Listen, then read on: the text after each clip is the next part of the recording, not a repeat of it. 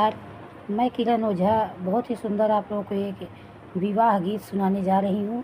कैसा लगे लाइक करिए, सब्सक्राइब करिए और हमारे चैनल श्रद्धा माँ के नवधी लोकगीत को आप लोग ज़्यादा से ज़्यादा सपोर्ट करिए। राधे राधे, जय श्री कृष्णा, हर हर महादेव। ये शिव और पार्वती का विवाह गीत है, बहुत ही प्यारा विवाह गीत है, आप लोग सुनिए। कहती ये शिव जी नैहर हम जईती, मोरा नैहर भैया के बियाह जी, बिना बोलौले जनी जइहा हे गौरा, आदर न होई है तोहार जी, बिना बुलौले जनी जइहा हे गौरा, आदर न होई है तोहार जी। शिव के कहल का गौरा तनिको न मनली, धैली हली नैहर के राह जी।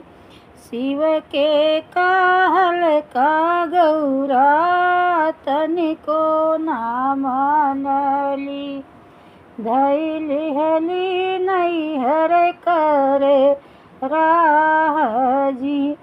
एक को से गईली गौरा, दुई को से गईली, तीसर को से नैहर के लोग जी। अम्मा से भेटली गौरा, दीदिया से भेटली, भौजी बोलेली बिरही बोल जी। अम्मा से भेटली गौरा, दीदिया से भेटली, भौजी से बोले बिरही बोल जी। के तोह के भेजले नंदो नौआ से बरिया, के तोह के नेवता पठावे जी। केकरा कहल का ननदो नैहर चली आइलू, के करी है आदर तो हार जी।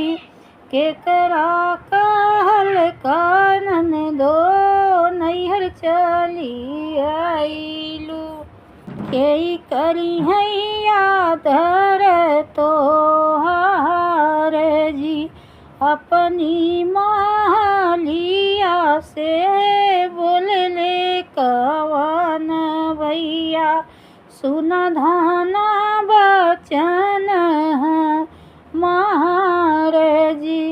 हम ही जे भेजली धना नौआ से बरिया, हम ही जे नेवता पठाई जी।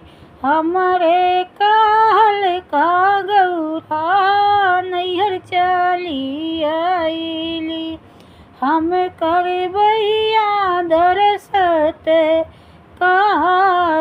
जी। हमरे कहल के गौरा नैहर आइली, हम करबो आदर सत्कार जी। हर हर महादेव। आप लोग पूरा वीडियो फुल वॉच करिएगा और कमेंट करके बताइएगा कि आप लोगों को ये वीडियो कैसा लगा।